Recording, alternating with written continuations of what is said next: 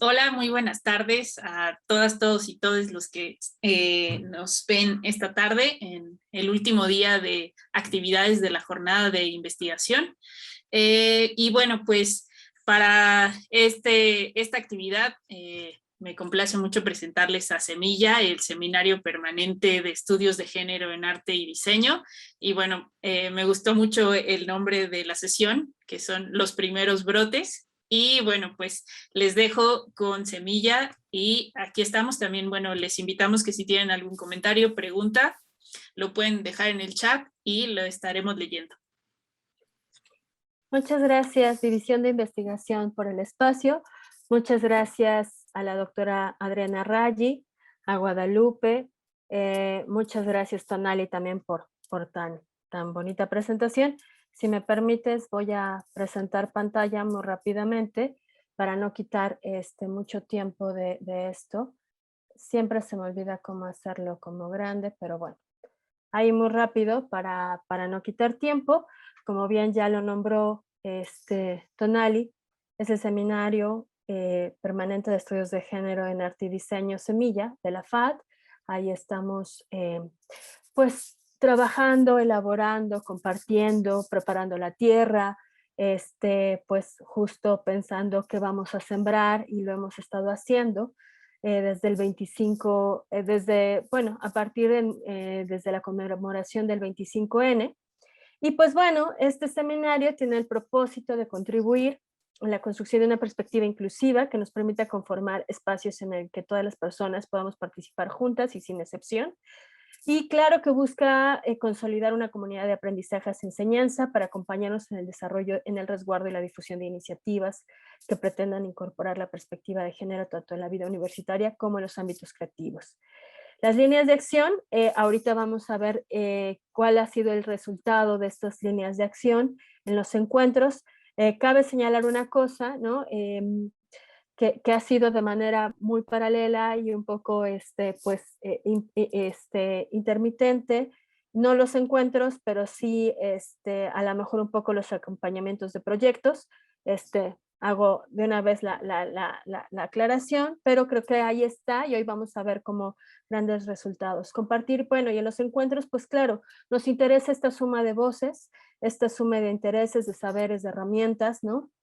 Que son 2 horas que tenemos los viernes. Si no nos siguen, ahí está el Facebook, y que se presentan, ahí están guardados. Tenemos grandes personalidades grandes especialistas que nos han acompañado, como Griselda Fresler, como Julián Tibilo, como Irene Soria, como Daniela Villegas, como Alejandra Collado, como Leticia Barbeito, y así ha sido muy nutrido nuestras invitadas, ha nutrido muchísimo la tierra.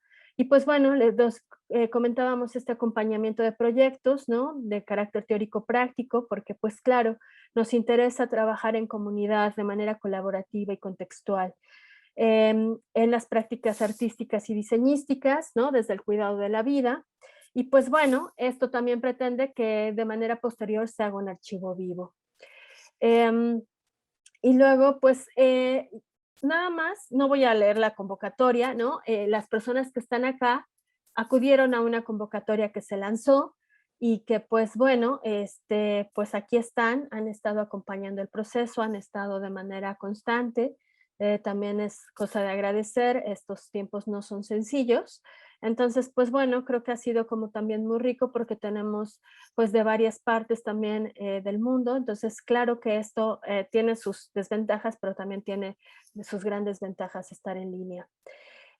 Pues bueno, voy a presentar a los primeros brotes de semilla, estos participantes. Los brotes son lo que van a enunciar, ellos son los participantes, que quede claro, porque a lo mejor como lo puse.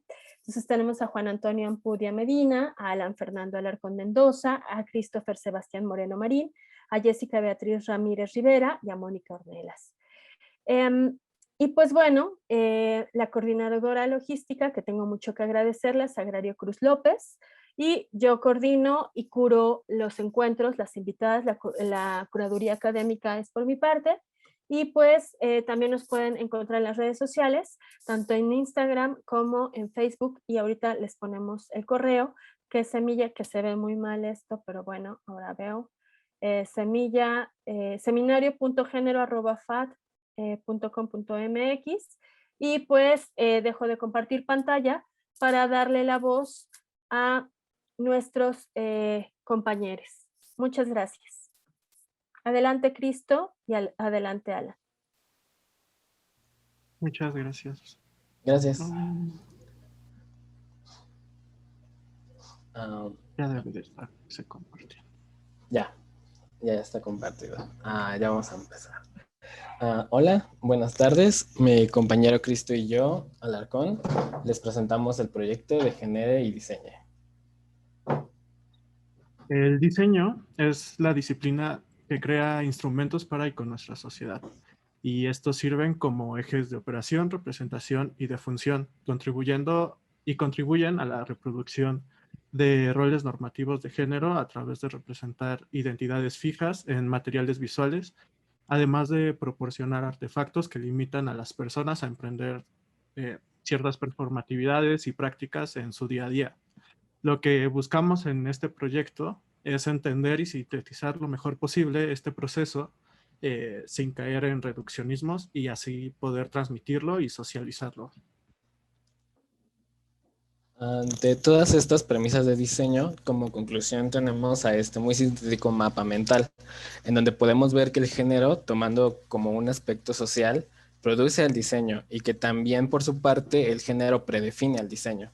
Esto creando un bucle en ambos aspectos y además de que esto restringe que se pueda crear algún otro sistema que no tenga estas premisas y que estas mismas cambien de dirección, así perpetuando el sistema actual cisetero a lo normativo, limitando la capacidad de cambio. En esta siguiente gráfica podemos visualizar la correlación que existe entre los rasgos visuales relacionados con las esferas domésticas y profesionales, generando una división de las funciones asignadas desde una perspectiva binaria a los géneros masculinos y femeninos. Rasgos como el ornamento, la suavidad, la limpieza y los colores brillantes están relacionados con la feminidad y la esfera doméstica y privada, mientras que la complejidad, la angularidad y los colores oscuros con la esfera profesional, pública y masculina. Ya con toda esta información, el siguiente paso fue realizar una investigación interna en la concepción del producto y donde empiezan a surgir estas decisiones arbitrarias en el diseño. En el mapa mental de la izquierda se ve cómo actualmente se concibe un producto. Primero empezamos con la definición de el que queremos que haga, y después agregamos al target. Aquí es donde le asignamos diferentes atributos dependiendo del género y así concluyendo con la diferencia de productos. Como respuesta, esto se creó un método de post-propuesta en donde se quiere profundizar y analizar al producto ya hecho, analizando los diferentes atributos que tenga y así comprender si estos atributos fueron o no relacionados por estereotipos de género. Y es en este punto del proyecto que nos encontramos con Semilla, donde a través de su primer ciclo de encuentro pudimos nutrir nuestro proyecto. Por ejemplo, de la doctora Julia Antivilo, recuperamos la transdisciplina como actitud y el entendimiento político de nuestro cuerpo para tener un nuevo punto de partida para nuestra investigación. Con la doctora Griselda Flesler, entendimos la importancia de traficar en las instituciones la perspectiva de género y que todo diseño lo contiene. Con la doctora Daniela Villegas empezamos a hablar del posicionamiento geográfico y la importancia de la autoconstrucción en nuestros espacios, para así poder permear en todas nuestras actividades. Y de la ponencia de la doctora Irene Soria entendimos al software y al diseño abierto como parte del proceso desde la producción y de la importancia de la perspectiva interseccional a través de la matriz de opresiones, siendo conscientes que éstas no operan de forma aislada y que por lo tanto las soluciones deben estar igualmente interconectadas. Con la doctora Leticia Barbeito vimos con la importancia de la visibilización del proceso para obtener una responsabilidad general de todo hecho o acontecimiento y así construir espacios horizontales. Con las bordadoras del tiempo vimos cómo una actividad manual y de convivencia puede convertirse en un espacio de catarsis y de confianza, donde se puede llegar a una producción colectiva. Y por último, con la doctora Alejandra Collado, vimos la importancia de la resignificación en medios digitales y cómo utilizar esto para una transición cultural. A partir de estas ponencias, pudimos implementar estos términos en nuestra investigación y así hacerla más completa. Y bueno, desde la Facultad de Arquitectura, en el Centro de Investigaciones de Diseño Industrial, donde Alarcón y yo nos estamos formando actualmente, se propone el método CIDI para la enseñanza del proceso de diseño, y se divide en 4 factores condicionantes: la producción, función, ergonomía y estética. Y es aquí desde donde, a partir de Semilla, nos planteamos diversas modificaciones para continuar nuestro trabajo. Las consideraciones que hemos recuperado son la importancia de la decolonización y la producción abierta y el desarrollo alternativo al momento de decidir procesos productivos. El análisis de los affordances, la materialidad y la cultura, y cómo estos permiten o limitan las performatividades. Explorar e implementar un entendimiento de la ergonomía sin preconcepciones, que sirva también para los cuerpos contrahegemónicos. Y el punto de partida original de nuestro proyecto, que son las consideraciones estéticas y semióticas a partir de los rasgos visuales condicionantes. A su vez, proponemos un quinto factor que tenemos pendiente de nombrar, pero que atraviesa a los 4 previos y que engloba, además de las cuestiones de género, condiciones ambientales, decoloniales, colectivas, diversas, contrahegemónicas, tiernas, etc. Es aquí donde nos encontramos en el proyecto. Sabemos que tenemos trabajo por delante, pero también sentimos un gran entusiasmo por los valiosos cambios de perspectiva que hemos tenido durante estos últimos meses. Gracias. Eso Muchas gracias por su atención. sería todo por nosotros. Pues muchas gracias, wow. Pues qué emoción escucharles, pues haciendo toda esta recapitulación y justo este espacio tan nutrido, ¿no?, que han encontrado. Pues muchas gracias. Bien, damos la palabra a Antonix Medina, porfa. ¿Sí? ¿Estoy en lo correcto? ¿Del orden? Sí, ya me dicen que sí. Pues adelante. Hola, buenas tardes. Le pedí a Zach que si me podía apoyar con la presentación. Gracias.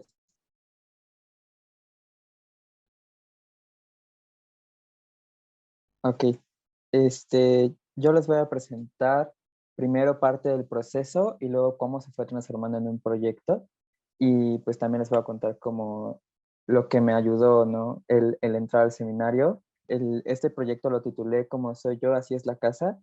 Y primero que nada, en el siguiente diapositiva, por favor, me sitúo como una persona artista que piensa el arte como un dispositivo de reflexión con el cual encuentro un lugar en el que puedo quitarme como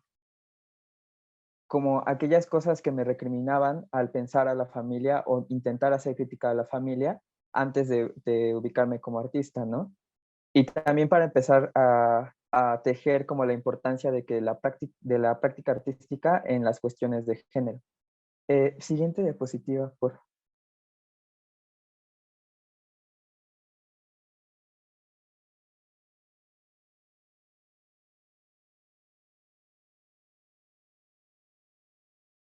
¿Sí me están oyendo? Bueno, si no, yo continúo con la presentación. Te dejé de escuchar un poco, pero ya ahora ya.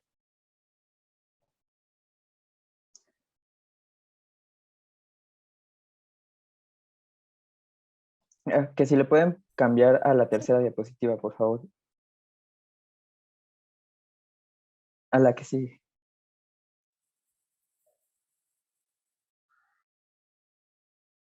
Bueno, les voy a contar. ¿Siguen El ahí principio. o es la siguiente? No, la siguiente, por favor. No, es la que hice al principio. Es que creo que se está trabando un poco mi internet. Una disculpa de verdad. Bueno, ya lo voy a contar cómo es. Al principio empieza como un proceso de interpretación de las acciones, las vivencias y la cotidianidad que vivía en casa. Este proyecto empezó a tejerse desde la pandemia.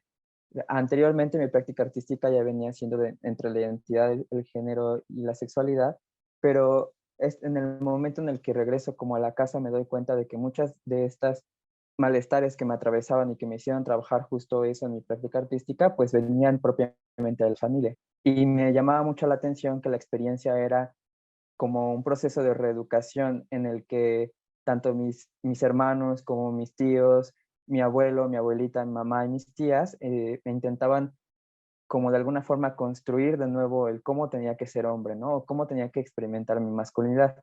Entonces, a partir de la interpretación de esas relaciones, fue que fui empezando a nombrar como, y también apelando a que lo personal es político, como en tratar de tejer entre la experiencia personal propia, la de la familia, y intentar buscar las claves que están dentro como de la estructura hegemónica de lo que es la familia, ¿no?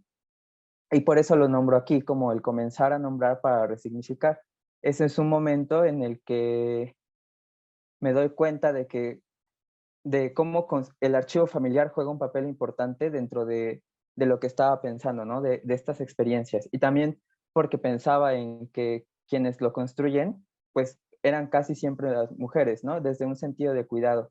Y me llamaba la atención como los similares que eran. Hace poquito en unos diálogos aparte, escuché que Rita decía como de que es que las fotos son iguales, solo cambian las caras, ¿no? Porque las dinámicas familiares son las mismas, ¿no? Hay como una hegemónica que te dice como, pues, cómo tienes que comportarte, ¿no? Y pues la importancia como aquí de empezar a tejer con esas lecturas.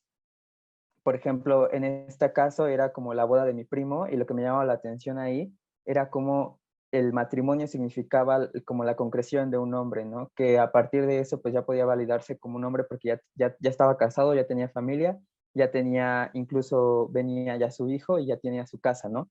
Como un hombre completo. Entonces me llamaba la atención esa lectura y también el cómo se acomodaban los cuerpos por sí mismos, ¿no? En este simple acto de decir, pues vamos a tomar la foto para el recuerdo, y cómo el recuerdo es que él esté en medio de todos y todos lo estemos rodeando, ¿no? Esa como si fuera el pilar de esa estructura familiar. Entonces yo lo pongo como comenzar a nombrar para resignificar, justo porque empezar a nombrar como las historias de otra forma, o sea, por ejemplo, esta foto era la boda, ¿no? Pero yo le puse el primer hombre de la familia. Empezar a nombrar esas cosas para empezar a narrar otras historias. Entonces, en este momento, la siguiente diapositiva, por favor, es cuando me encuentro ya con el seminario y empiezo a tener como sentido entre que, pues sí, lo valioso de contar mi experiencia personal y también lo pertinente que es encontrar como esas claves sociales que nos dicen o nos llevan a decir que lo personal es político, ¿no? Y empiezo a hacer otros serie de dibujos en los que intento como rescatar los conceptos acerca de la familia y de sus subordinados y cómo estos están construidos desde mandatos de género, ¿no? Y también construyen identidades entre lo que es ser hombre y lo que es ser mujer. Si pueden pasar, por favor, los dibujos de las manchas en la presentación.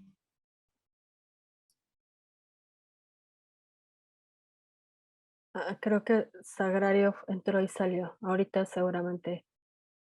Bueno, igual les seguiré contando el proceso. Ya después de estos dibujos vienen las manchas, y empecé a buscar como las claves entre mi propia hacer artístico y como estas reflexiones, ¿no? Para empezar a conectar. Y lo que me llamaba la atención era justo de las manchas, pensar que las manchas eran un dibujo, un registro y un tránsito que venían de cuerpos, ¿no? Y estas reflexiones de esas manchas, no, lo que tenían, o la lectura que yo les daba, es desde quién limpia y quién hace las manchas, ¿no? ¿Quién tiene? Porque ahí también se manifestaba entre que lo que es público es lo que es privado, porque pensaba que pues eran los hombres quienes ensuciábamos y eran mujeres o cuerpos subordinados quienes terminábamos limpiando como esas manchas, ¿no? Y también como esta responsabilidad que hay como de uno mismo y de cómo se hace presente el cuerpo de otra persona. En ese sentido, me llamaba mucho la atención que había ciertas manchas en la cocina, en el baño y en la casa que existían y que nadie se hacía responsable de ellas más que las personas que tenían que hacer las labores domésticas, mientras que había otras manchas que nunca se veían porque eran de cuerpos subordinados que tenían que vivir esos fluidos y esos rastros en la propia privacidad, ¿no? No era correcto mostrarlo. Entonces a mí me llamaba mucho la atención eso, ¿no? Y lo potente que era pensar, pues, algo tan simple como quién ensucia y quién limpia, pues viene también desde ahí, desde esa parte como de mandato de género. Y ya después, en la siguiente, por favor, empiezo a pensar que ya no tengo que estar solo reflexionando, ¿no? Ni estar como un sujeto observador. Entonces intento convertirme en un partícipe a partir de la acción. Y justo también para ya no solo validarme como un artista, sino como un artista que es hijo, que es nieto, que es sobrino y que está presente en la casa. Entonces empiezo a incluirme en las dinámicas de la familia, como es el cocinar, el realizar festejos familiares, el comer con ellos, ¿no? Y también como aportar económicamente, porque también es algo que empezaba a atravesar ahí, como el valor que tenía una persona entre y también que, y ahí cuadra como la parte interseccional, ¿no? Como no solo por el género, sino también por la parte económica o social o el nivel de estudios y tal.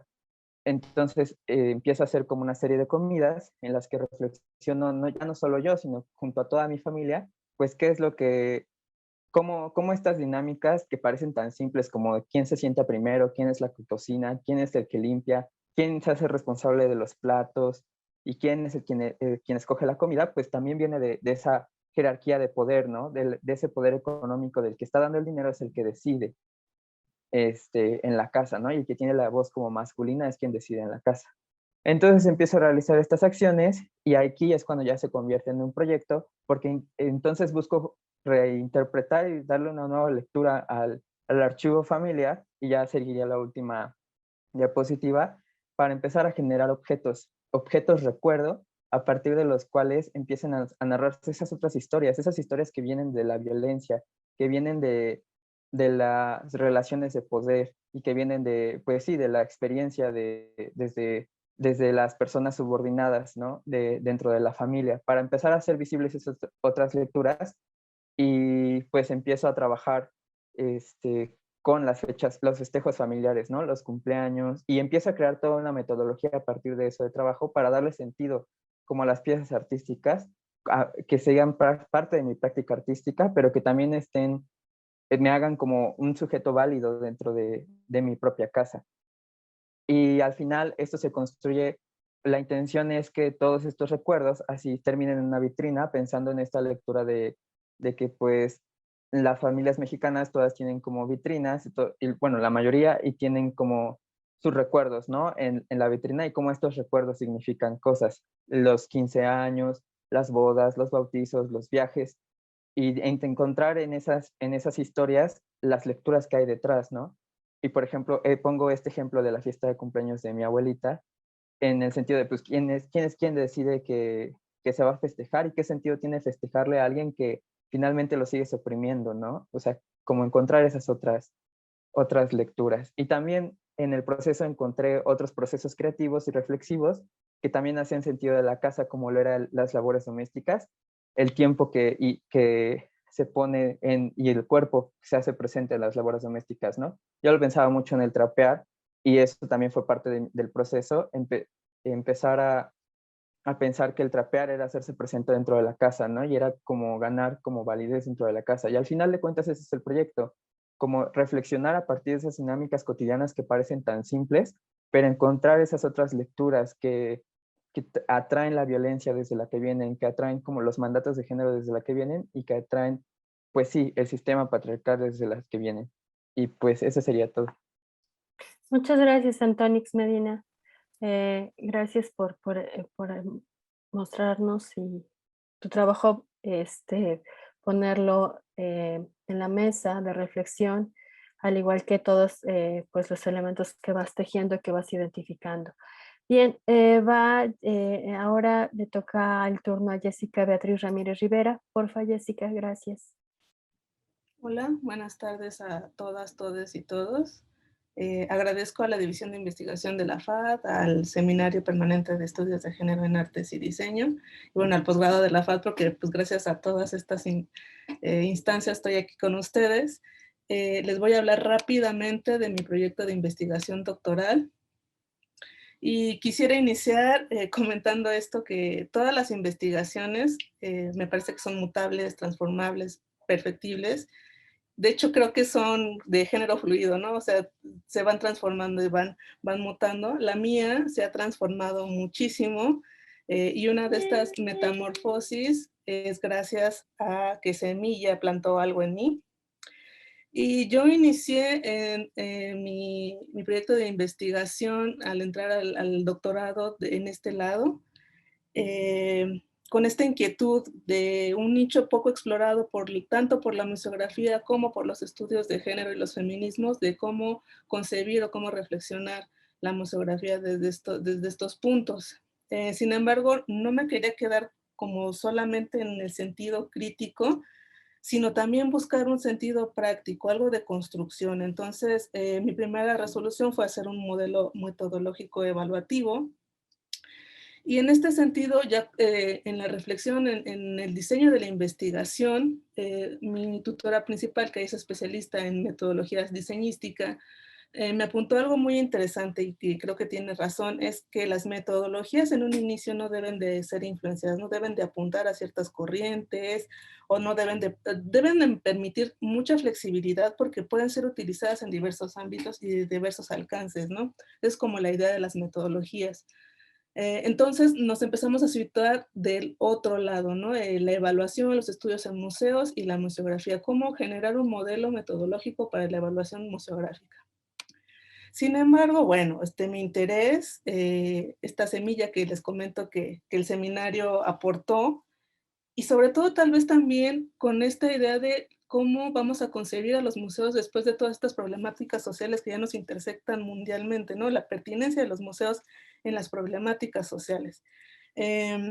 Nos fuimos a otro lado y en esto me escuchó mi tutora y nos empezamos a preocupar y a ver cómo vamos a verlo desde otra perspectiva, cómo incluir desde la problematización, la incorporación y la creación de las museografías a los públicos a través de la inclusión. Nos encontramos con este concepto paraguas para entender que la diversidad de las personas que hacen uso de los museos y que los construyen es de suma importancia. Primero, para encontrar este paraguas y para entender el contexto de todo esto, nos dimos a la tarea de reconocer las diversidades de todos los públicos, las diversidades de los públicos que no son este hombre blanco de entre 20 a 50 años de clase media, ¿no?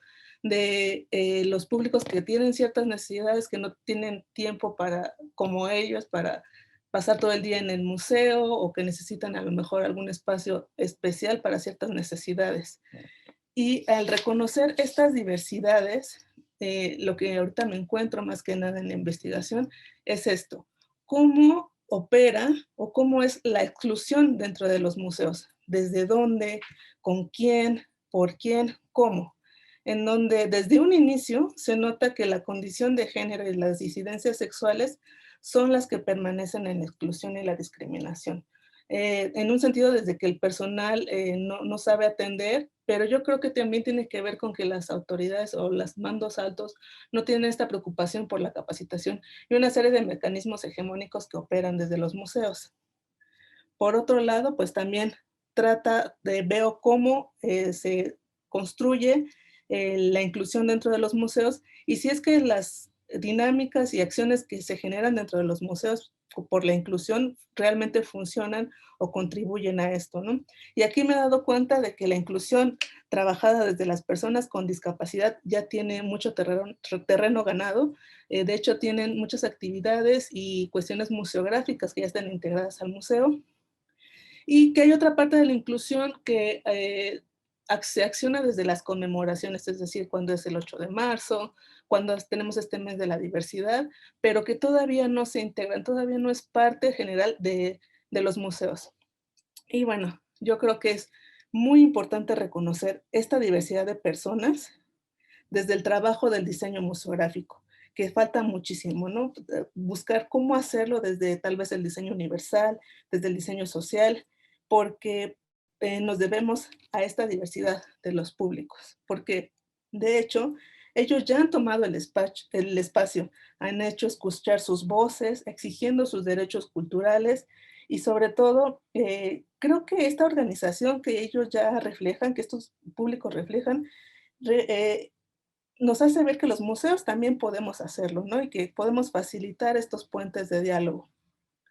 Hay que buscar cómo trabajar y anular a lo mejor esta hegemonía, este promedio, esta altura que nos demarca una visualidad uniforme, un cierto tipo de cómo ver las cosas, de cómo experimentarlas, este manual, esta capacitación que uniforma los montajes museográficos, ¿no? La museografía yo creo que va más allá, no solamente hablar de un taller, de una exposición. Para esto yo creo que es un proceso que se encamina y el proyecto se encamina a crear este modelo incluyente, en donde todas las etapas en las que se ve inmersa el diseño museográfico, en la planeamiento de la museografía, podamos encontrarnos con estos intereses que tiene el museo, sí, sus contenidos, pero a través de las necesidades de los públicos. Es decir, estudiándolos, conociéndolos, dándoles la voz. ¿Cómo podemos a partir de esto hacer una propuesta expositiva?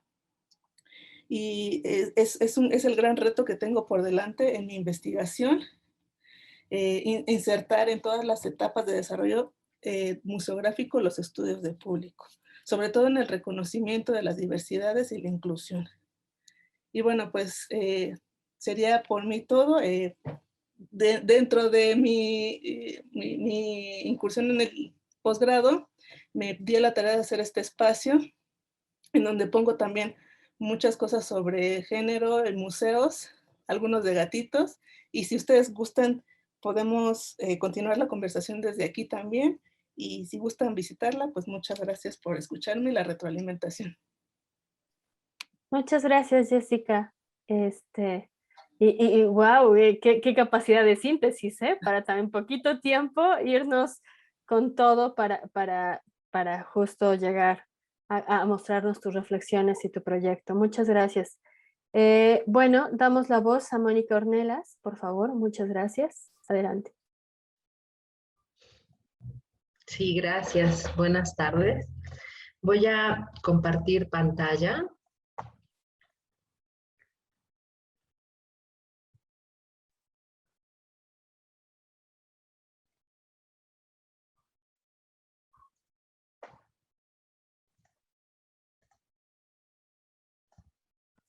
Bien. ¿Qué tal linda tarde para todas, todos y todes? Agradezco este espacio brindado para compartir un atisbo del trabajo que busco afianzar en el seminario Semilla, gracias a la División de Investigación por generar este vínculo. En lo sucesivo conjugaré los pronombres y adjetivos desde el género femenino, pero desde una abierta postura incluyente. Laboratoria Performativa es un espacio de creación, investigación y pedagogía, el cual originé y coordino, y en el que se promueve el desarrollo individual y colectivo cual evento conjunto, teniendo como eje fundante a la experiencia del arte. De tal suerte es vivido como un territorio de artivismo en el que se propicia la contribución para la construcción de ciudadanía, habiendo pactado en comprender por tal concepto el de ciudadanía, y cito, a un conjunto de derechos y obligaciones que convierten a los individuos en iguales dentro de una comunidad política, fin de cita. Y de aquí al semblante político, que no demagógico del arte, hay apenas sí un guiño. Así, convencida de la responsabilidad que en el bienestar colectivo pende de nuestra colaboración, la práctica artística adquiere un semblante particular, ya que se identifica cual agente de socialización, visibilizando a la vez el hecho de que participar en él nos pone en convivencia con la potencia de sus posibilidades para difundir y reconfigurar valores compartidos que afectan a la vida en común. Procurar entonces que dicha afectación auxilie al beneficio colectivo de la dignidad humana es uno de los propósitos de Laboratoria Performativa. Como mencioné en el reciente exploratorio Prácticas de Resistencia y de Colonialidad en Artes y Educación, organizado por la Universidad Nacional de Colombia y en el cual tuve la linda oportunidad de participar, celebro con tono festivo compartir la percepción, sí, del privilegio vivido en esta región, ya que en ella se busca el abordaje y tratamiento de ciertas problemáticas sociales que nos atañen y en las que decidimos accionar por cuanto nos convoca. Luego de quitarle la vida aproximadamente 6 puñaladas, decidió desollarlo, tirando pedazos de su piel, al drenaje y sus vísceras en una bolsa de basura a 3 cuadras de su apartamento. Grupo Parité. Entendemos por feminismo el pensamiento y la estrategia política, dirigida a reflexionar sobre las condiciones política, social, económica, cultural y cotidiana de las mujeres, para modificarla. Al mismo tiempo, en ese accionar, en este modo de hacer, se ensaya entre los públicos y las participantes una activación anímica y crítica de nuestro posicionamiento en el mundo.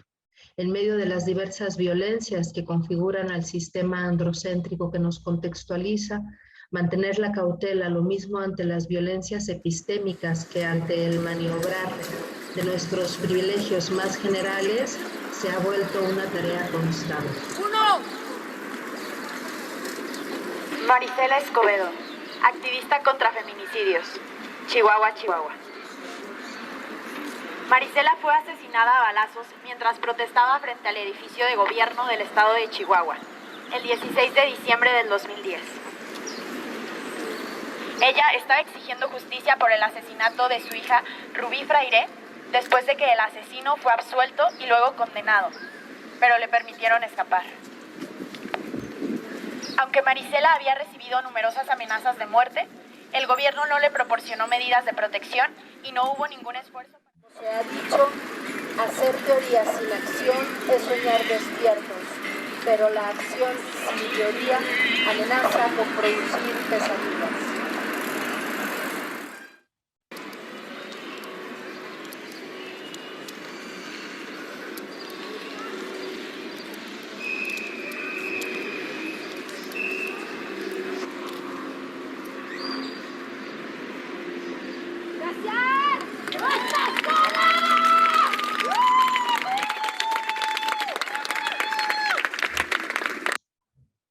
Ahora bien, con motivo del encierro de los cuerpos y las existencias al que nos arrojó el evento de la pandemia, quise lanzar un guiño que desde un nosotras colaborativa permitiera vincular alianzas de cuidado y salvaguarda colectivas.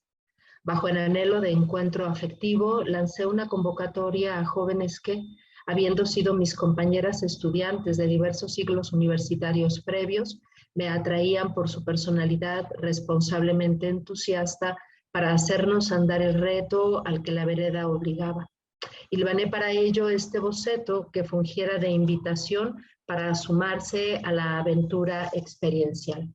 El propósito abrazado era por demás sencillo: forjar un tratamiento y sublimación del miedo y la incertidumbre que ha impuesto el virus SARS-CoV-2, con la intención de que el hecho de trabajar colaborativamente fortaleciera la experiencia de vitalizarnos, sabiéndonos acompañadas en el trance, contribuyendo de tal suerte al cuidado fraterno ante el riesgo que promueve el presente, tan insólitamente ligado a la muerte.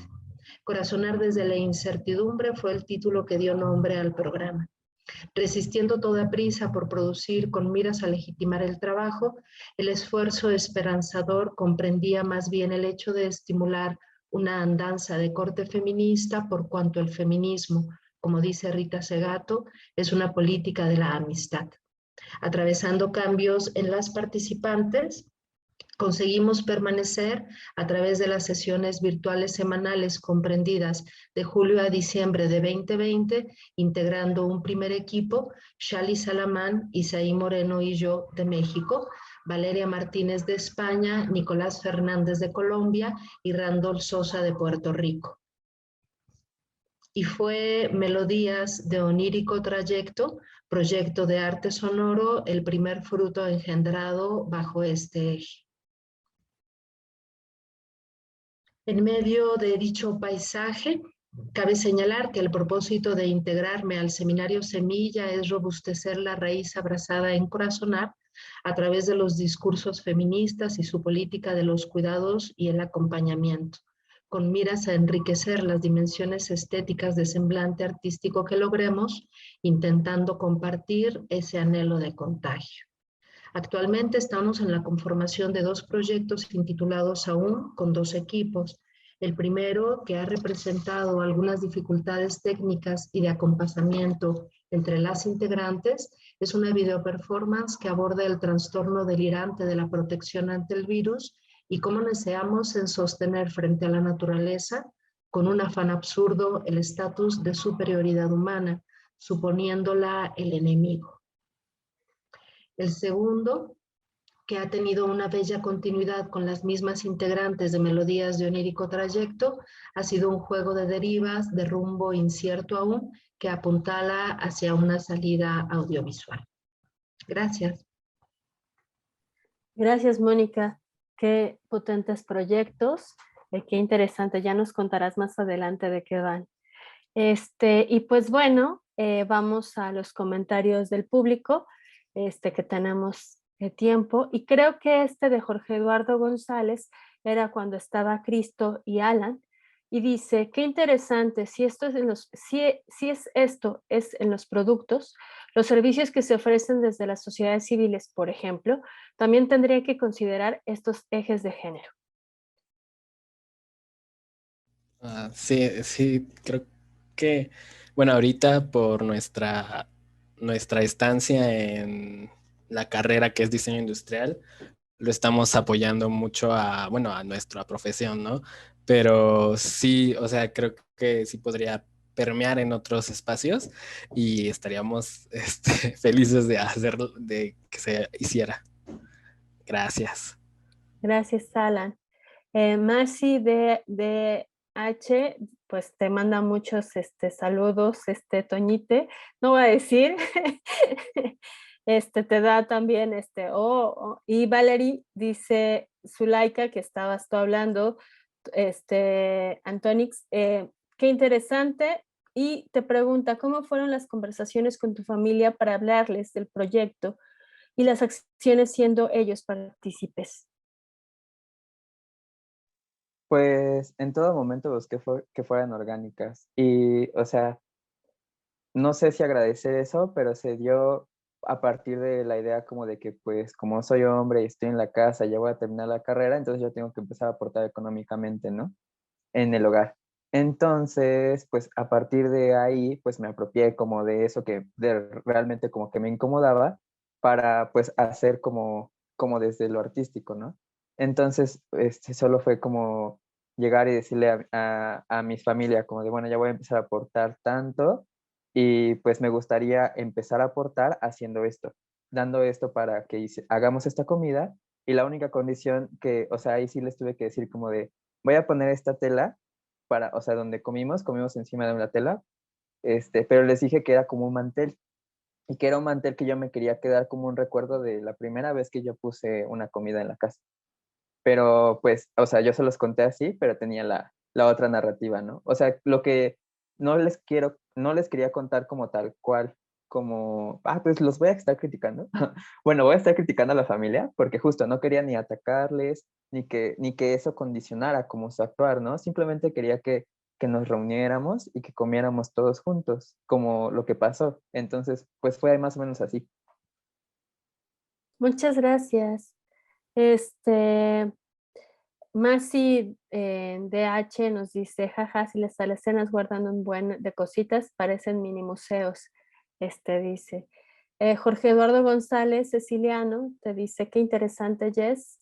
Adriana García Morales también te felicita y dice, qué investigación tan interesante y necesaria para los museos, y sí, sin duda, pensaba mucho en esto que en lo universal, que se en las diversidades, y más pensando justo, ¿no? Como en una cuestión intercultural, ¿no? Que también esa es otra que tenemos que ver, o sea, en un sentido muy interseccional, ¿no? Que sea como público, pues verdaderamente para todo público, ¿no? Los museos, que cuánto trabajo cuesta eso, ¿no? Recordaba ciertas exposiciones que, por ejemplo, para la niñez, pues a veces también son complicadas, hay limitantes y no se puede, ¿no? Y ya no decir, pues, en cuestión de género.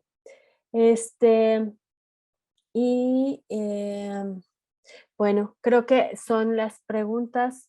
No sé si Zach quieres compartirnos algo, comentar algo, como una especie de cierre, porfa, que no te hemos escuchado tu voz.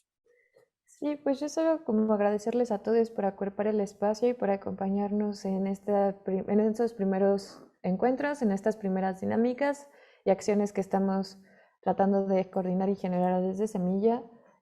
Pues sí, gracias por acompañarnos, por estar ahí en los encuentros, y pues como me gustaría oír un poquito más de ustedes, pues si en corto pudieran decirnos o contarnos como cuál de las, no sé, alguna reflexión de alguno de los encuentros que les haya significado o haya atravesado los procesos de sus proyectos que nos quisieran comentar. No sé, ¿quién quiere empezar? Bueno, yo voy a tomar la palabra. Creo que la primer sesión que fue con, no recuerdo, la de diseño. Griselda y Juli. Con Griselda. Con Griselda. Creo que la segunda con Griselda fue muy importante. O sea, creo que ahí cambió un switch porque, bueno, hablaba un poco más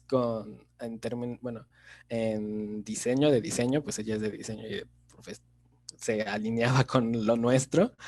Y eran muchas dudas que teníamos nosotros, si agarrar o no agarrar, y con ella dijimos sí, o sea, como...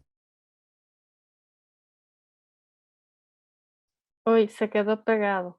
Libre Cierto. y un espacio seguro para mostrar esto, y me encantó eso. Y muchas gracias. Gracias, Alan. ¿Alguien más? Si quieren yo, a mí la que me ayudó muchísimo fue la de Tejiendo el Sueño Hack Feminista. No me acuerdo bien cómo se llamaba. Irene pero Soria.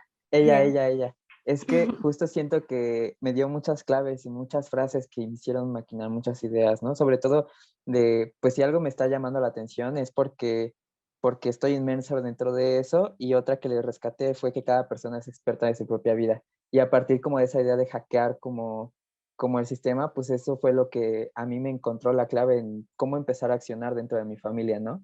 Pues o sea, a lo mejor no tengo la posibilidad de terminar como tal con el sistema familiar, pero pues sí de integrarme a él y hackearlo desde adentro, ¿no? Entonces eso creo que es lo que me ayudó mucho. Sí, Gracias. qué necesario. Ay, ibas a hablar, Zach. Sí, se debe decir que hay varias frases a recuperar, ¿no? Después también abrimos nuestro pequeño acervo porque hay varias puntadas como muy exactas, muy precisas, y que sí recontextualizan o resignifican un montón de cosas alrededor. No sé si alguien más quiere compartir. Sí, tomando a Antonix de ejemplo, también a mí me resonó mucho Irene Soria y la doctora Alejandra. Una en ese sentido de utilizar el diseño desde su concepción como un arma política, en todos los sentidos, ¿no? Herramientas libres acceso, y desde esa plataforma pensar mundos posibles. Y también con Alejandra, ¿no? O sea, que el diseño, los museos o cualquier tipo de disciplina o ambiente no son neutros, que siempre tienen una plataforma social y política desde donde accionar y tomar como esa responsabilidad que nuestra disciplina tiene, ¿no? O sea, el diseño nunca va a ser neutro, y las artes tienen un poder también comunicativo para generar un montón de cambios. Entonces, estas dos ponencias para mí resonaron mucho, y que en ese sentido también me dieron la voz para yo poder diversificar mi investigación. Entonces, también les agradezco mucho por eso. Gracias, Jess. ¿Alguien más? Mónica. Yo finalmente diría que para mí fue muy valiosa la aportación de Julia Antivilo cuando presentaba los archivos vivos, esta manera en la que el pasado se está actualizando constantemente y se invita al público justo a actualizarlo, ¿no? Entonces me parece una actividad muy fuerte, y creo que donde me tocó es que justamente en este episodio en donde se ha despresurizado mi vida, he tenido la oportunidad de hacer esa revisión de mis propias andanzas, de mi propio ejercicio de investigación y de pedagogía, y ha sido muy lindo redescubrir los archivos y desde ahí proponer como lecturas nuevas posibles, ¿va? Muchas gracias. Gracias. Pues agradecemos pues a las personas integrantes de este Semilla, de estos encuentros, de esta compartición. Por supuesto, a Antonix Medina, a Alan Fernando Alarcón Mendoza, a Christopher Sebastián Moreno Marín, a Jessica Beatriz Ramírez Rivera, a Mónica Ornelas y por supuesto a Sagrario Cruz en la operación logística. Muchísimas gracias. Gracias a la División de Investigación, gracias Tonali, gracias Adriana Raggi, gracias Guadalupe.